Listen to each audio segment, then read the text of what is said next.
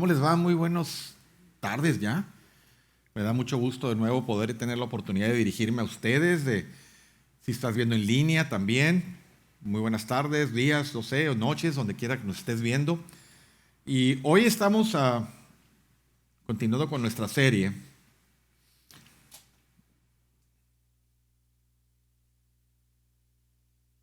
El gozo que un mundo cansado necesita. Ya estamos al final del año, prácticamente, como dijo Juan Pablo, a escasos 18, 19 días de que se acabe este 2021. Y yo tengo una pregunta que hacerte. ¿Quién se siente cansado? O aquí todos están así como lechuguitas bien fresquecitos. Yo me siento cansado. Yo confieso que ha sido un año intenso en muchos aspectos. Ha sido sobre todo estos últimos meses. Esta semana fue una semana muy intensa también, una semana de muchos retos y de mucho trabajo, de muchos temas que sacar adelante, de muchas decisiones que tomar, porque pues así es la vida constantemente estamos en esa toma de decisiones constante, ¿no? Y qué importante pues es poder buscar el refugio de Dios pues para tomar las mejores decisiones posibles, ¿no?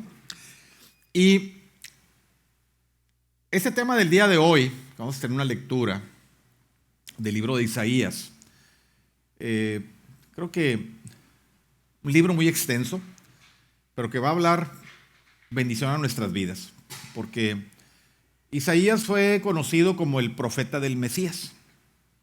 Él profetizó 650, 700 años antes del nacimiento de Jesús. Y es muy importante, ¿no? Cuando, por ejemplo, en nuestra vida cotidiana buscamos la manera de hilvanar las historias que vemos, que leemos, nuestra historia propia, la historia de las personas con las que hacemos vida. Qué fácil es poder a veces juzgar cuando no conocemos el pasado.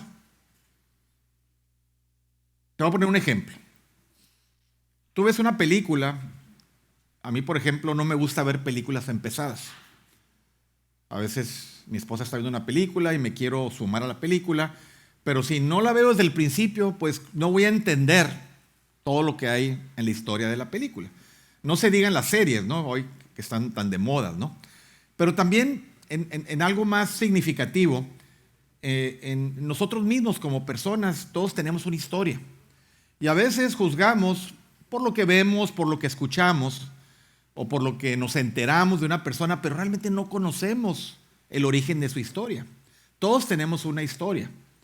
Entonces, poder entender completamente una historia es importante que conozcamos el principio. Y esto que vamos hoy a hablar, esto que vamos a platicar, de lo que voy a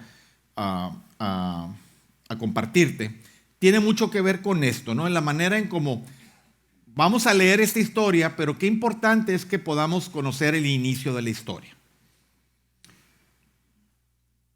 Isaías, como te decía, es un libro del Antiguo Testamento. Fue un profeta que él tenía su base en Jerusalén. Él profetizó cerca de 50 años de su vida. Y fue un profeta muy prolífero, porque él profetizó sobre muchos acontecimientos que venían sobre el pueblo de Israel, pero yo creo que el más importante es precisamente lo que te dije al principio, ¿no? El haber profetizado sobre la venida de Cristo. Y una profecía, por si no estás muy familiarizado con el término, es una declaración de cosas que van a suceder en el futuro, pero conllevan la certeza porque descansan en la autoridad de Dios. O sea, no es Walter Mercado ni ninguno de esa astrología. Aquí estamos hablando de un verdadero profeta, ¿verdad? Que por inspiración divina pudo hablar a su pueblo y anticiparlos de las cosas que venían, con la autoridad y el respaldo de Dios, que eso hace toda la diferencia, ¿no? Así que este libro, que está repleto de profecías, incluía la promesa de un Mesías. un Salvador, un libertador que vendría a redimir a todas las personas, y no nomás de Israel, a todas las personas del mundo. Y yo creo que esta noticia o esta profecía es la mejor de todas. Es lo mejor, diría yo, que nos puede haber pasado. Porque uno de los creencias fundamentales, y yo creo que el motivo por el que estamos aquí precisamente, es porque Jesús cumple y cumplió todas estas profecías que se mencionaron de él en el Antiguo Testamento. Y hoy vamos a entrar de lleno al capítulo 11, y quiero que me sigas con mucha atención, porque aquí vamos a ver promesas muy, muy claras que Isaías, a través de esta profecía, hablará sobre la venida del Mesías. Y entonces quiero empezar con el 11.1. Versículo 1 dice: del tronco de Isaí saldrá un retoño, de sus raíces un renuevo. Y aquí quiero hacer una pausa y explicar esto. ¿Quién era Isaí?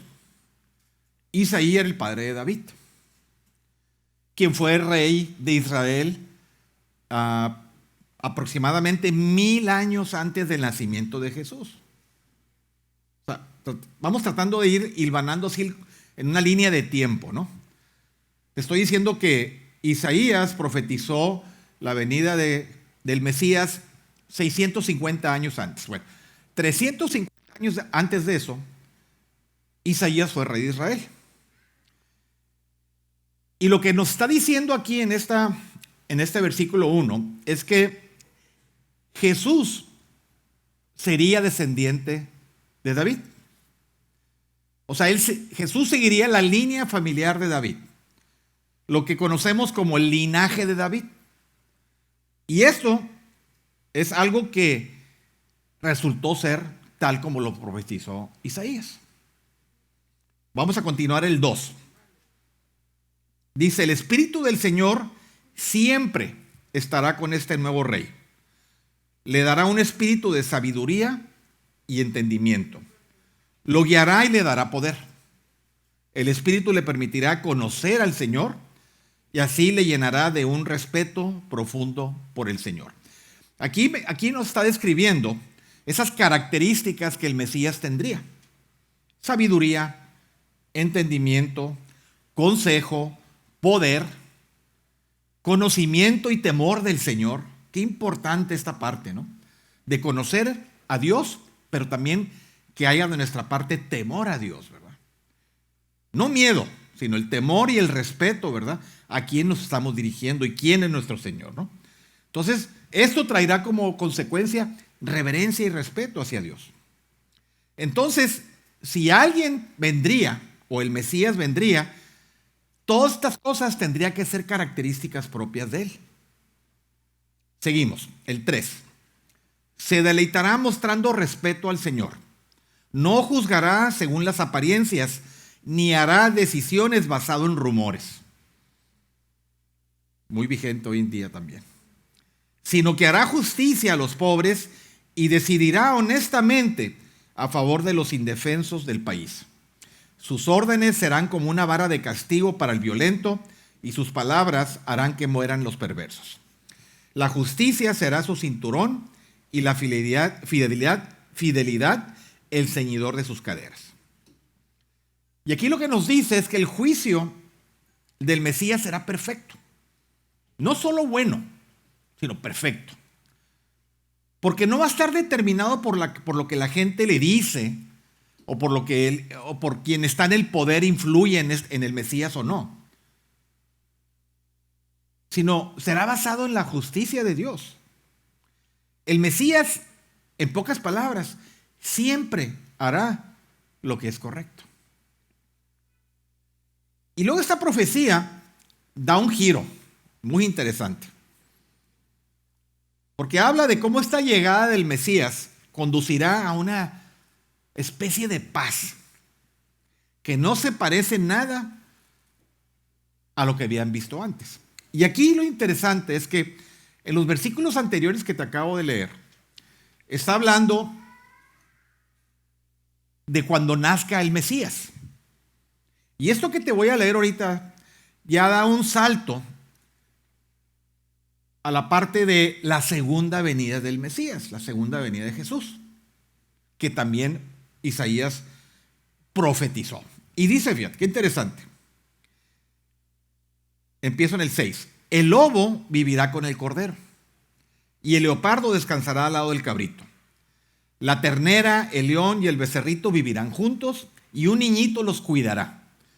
La vaca pastará junto a la osa, y sus crías descansarán juntas. El león comerá pasto como el buey.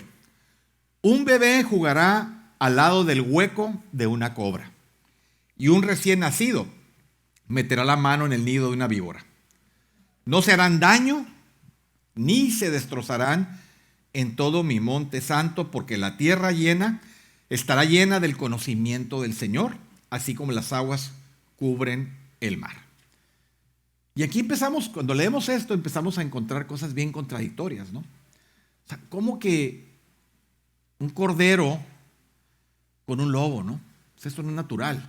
El lobo se va a comer al cordero. Como un niño jugando con una cobra. Entonces lo que, aunque sea difícil para nosotros imaginarnos este escenario, lo que nos está diciendo es que cuando venga el Mesías de nuevo,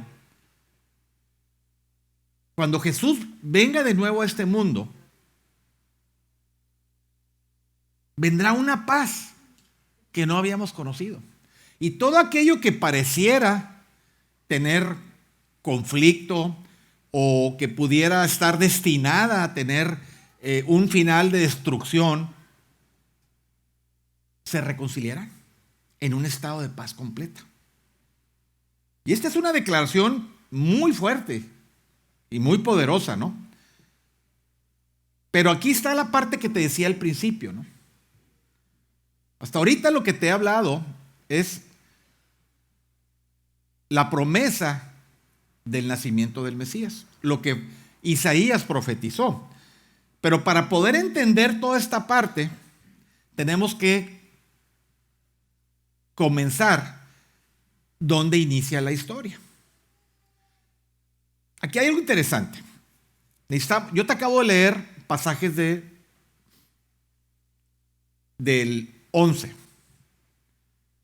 Pero necesitamos irnos antes para conocer la historia bien y poderla entender. Entonces necesitamos irnos a lo que sucede en Isaías 10. Y déjame explicarte algo. La Biblia se escribió de una manera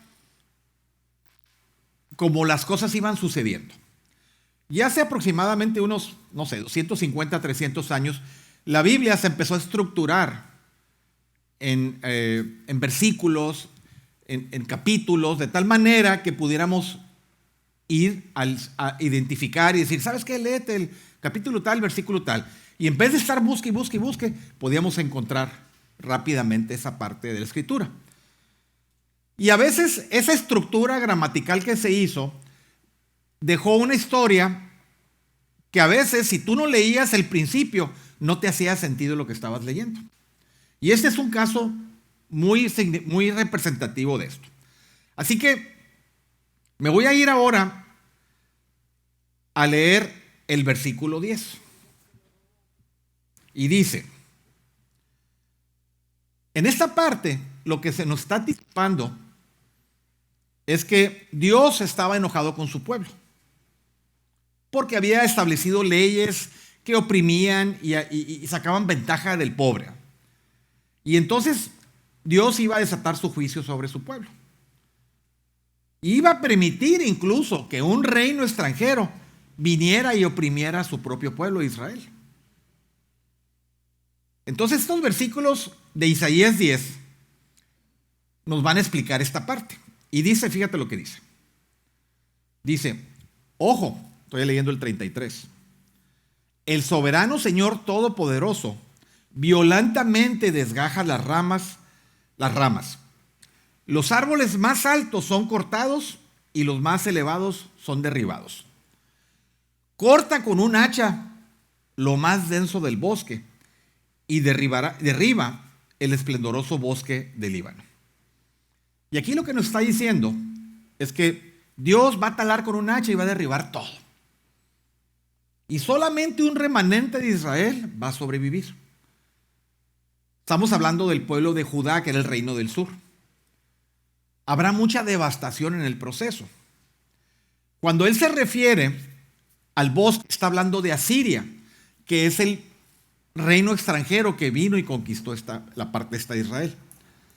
Y entonces, lo que aquí él dice que va a eliminar a todos estos que de alguna manera invadieron la tierra de Israel, aunque no describe con claridad cuáles van a ser las consecuencias de lo que vendrá después.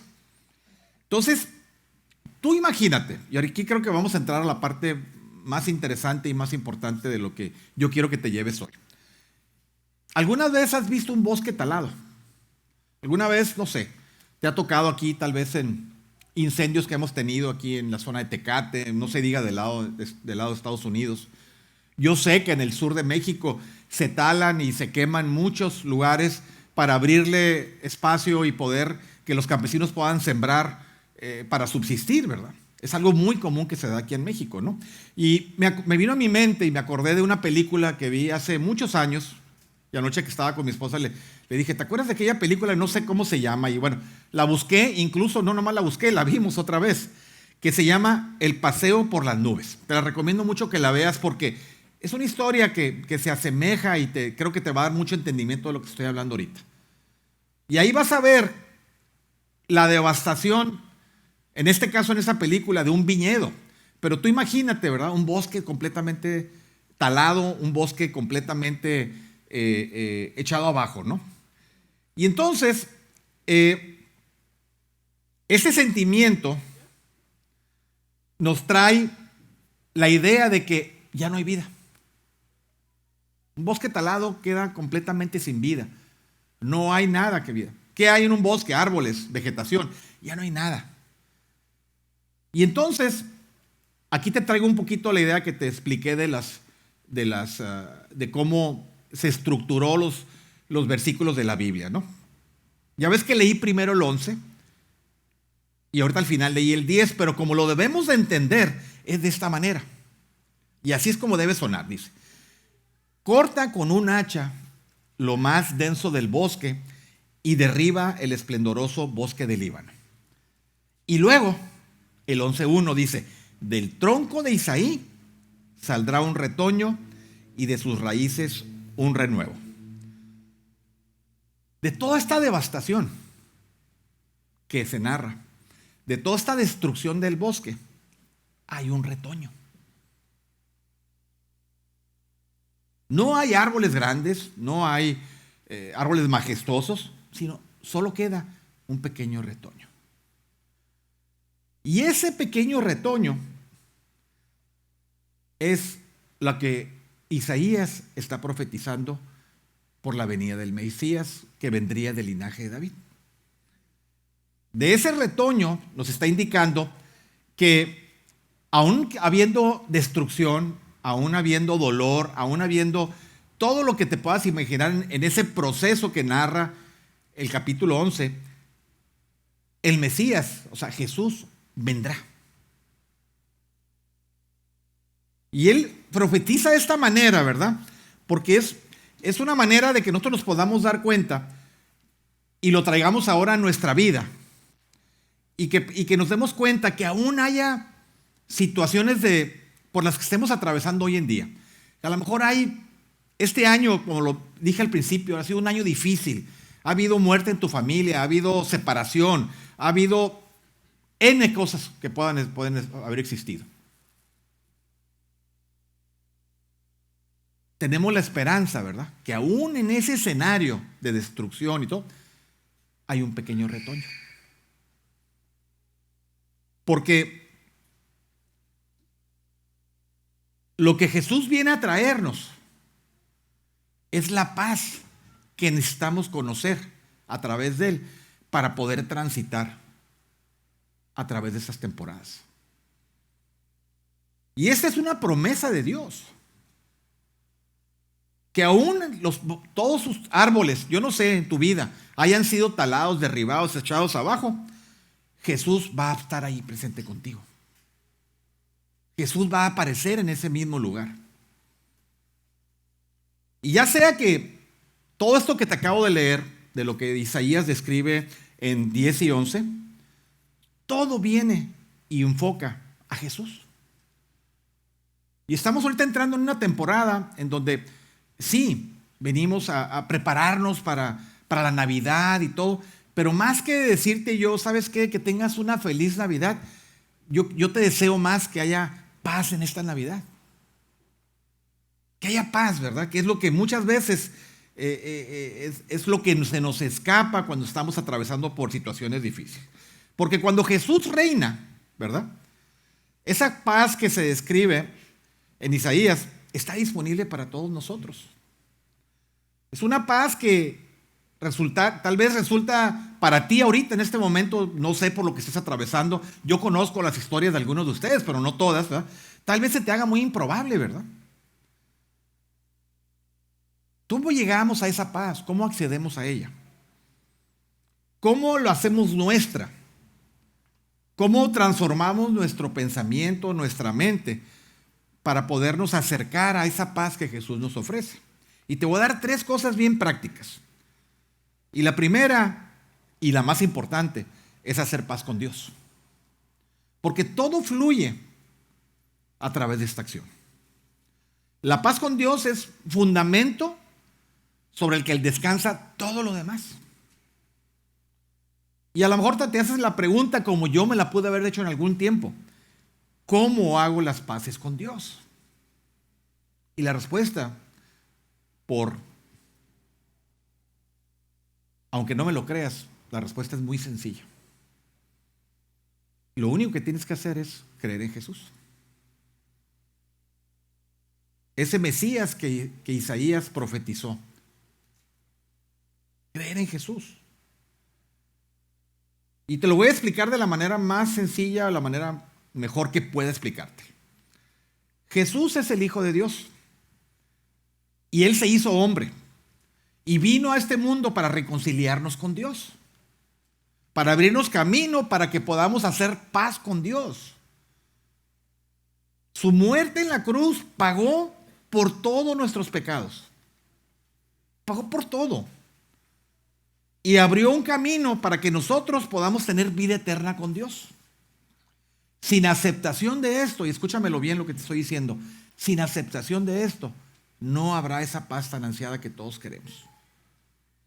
Yo sé que tal vez ahorita puedas estar enojado con Dios. Yo estuve enojado con Dios mucho tiempo, cuando no encontraba explicación de muchas cosas que pasaban en mi vida. Tal vez pueda haber, estás atravesando por situaciones que parecieran difíciles de sacar adelante. Pero yo les quiero decir una cosa hoy, y quiero ser bien claro en esto. Jesús estará contigo en medio de lo que estés pasando. A veces sentimos que estas experiencias dolorosas, ¿verdad?, son ajenas a una vida cristiana. Pero no es así. Dios nos pondrá a prueba. Vendrán pruebas difíciles contra nosotros, pero Jesús estará con nosotros paso a paso en este camino. Y yo creo que es la manera que Él permite, ¿verdad?, que vengan cosas a nosotros para que podamos verdaderamente poner en práctica y empezar a experimentar la paz que Él nos puede dar. Así que si hoy estás luchando con esto, yo te invito a que le entregues toda tu situación, que le entregues tu vida a Jesús. Y una vez que hacemos paz con Dios, hacemos paz con nosotros mismos. Y aquí esa parte a veces es complicada. Muy complicada, porque a veces venimos cargando con tantos culpas y resentimientos de nuestro pasado que nos cuesta mucho trabajo hacer paz con nosotros mismos. Porque esa paz no viene, a veces es que tu paz está en el interior o la paz está en el... No, la paz viene de la presencia de Cristo en tu vida, que vive en ti y a través de ti. Eso es lo que te va a dar experimentar la verdadera paz. Tal vez algunos de nosotros vamos a enfrentar una Navidad difícil. Yo tengo un amigo muy cercano, tengo una amistad con él de hace más de 50 años, ¿verdad? Que en conversaciones que he tenido por lo que él atravesó este año, me ha dicho, ¿sabes qué? Me cuesta mucho trabajo estar en paz. No encuentro paz. Estoy en conflicto con mi esposa, conflicto con mis hijos, porque viene ese resentimiento de que tal vez no hice lo que debería haber hecho en el debido momento que lo debía haber hecho. Y yo tratando de darle una palabra de ánimo, tratando de darle una esperanza, vamos a decir. No te preocupes, le dije. Tú no tienes por qué hacer y cargar con todo eso. Entrégaselo a Dios. Jesús ya hizo por ti lo que Él tenía que hacer.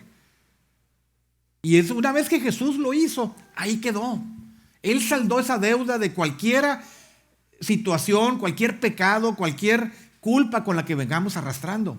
Y eso que le digo a tu amigo, me lo digo a mí, se lo digo a ustedes. Tenemos que empezar por nosotros ponernos a cuenta con nosotros mismos, una vez que nos hayamos puesto a cuentas con Dios. Así que, ¿estarías dispuesto, verdad, a tomar este paso, día a día, poco a poco, de empezar a ponerte a cuentas contigo? De hacer un ejercicio de cada día, ¿verdad, Señor?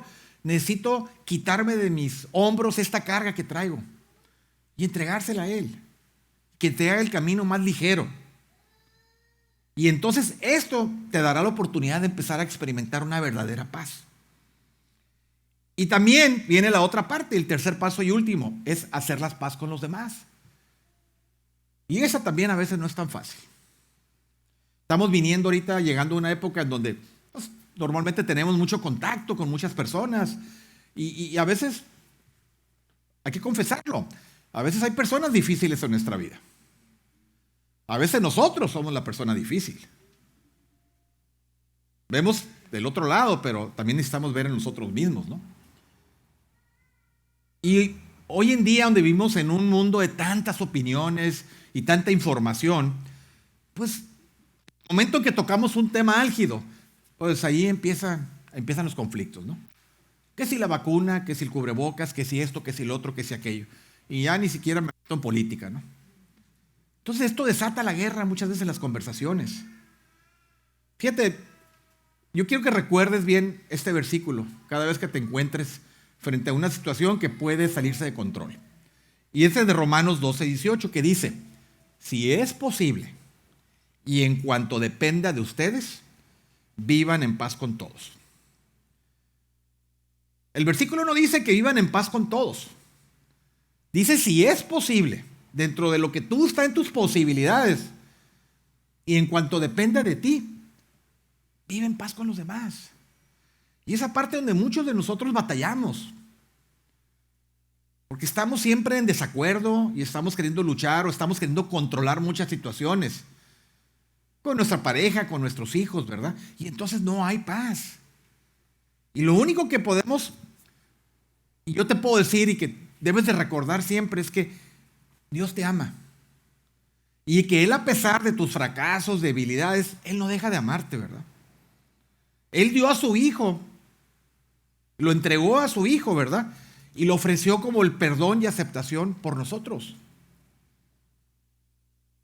Así que la paz se inicia con Jesús y termina con Él también. Así que yo te quiero hacer esta pregunta el día de hoy. Y vamos terminando. ¿Has tomado tu decisión con respecto a Jesús? Lo he mencionado muchas veces a Jesús hoy. Mencioné la profecía de su nacimiento, de su venida, de su segunda venida, de quién es y que Él, cómo cumplió Él todo lo que se profetizó con Él, todas esas características que Él debería cumplir, quedaron perfectamente cubiertas, ¿verdad? Entonces, ¿cuál es tu posición, no? ¿Cuál es tu posición con respecto a Jesús? ¿Estás dispuesto a tomar una decisión de decir, ¿sabes qué? Reconozco que tú eres mi Señor y Salvador. Reconozco que la paz que esa paz tan ansiada sola puede venir a través de ti. Filipenses 4:7. Este versículo me encanta y mi esposa y yo siempre lo hemos citado muchísimas veces, ¿verdad? Porque tal vez por muchos años buscamos esa paz tan ansiada que no teníamos, ¿verdad?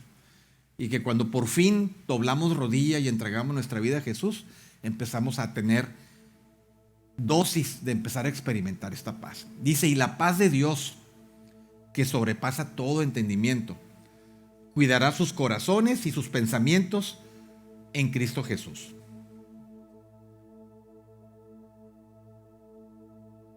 Vamos cerrando. Quiero invitar a la banda para que pase de nuevo.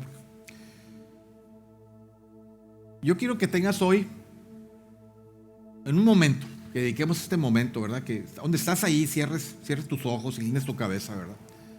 Que hagas este momento tuyo.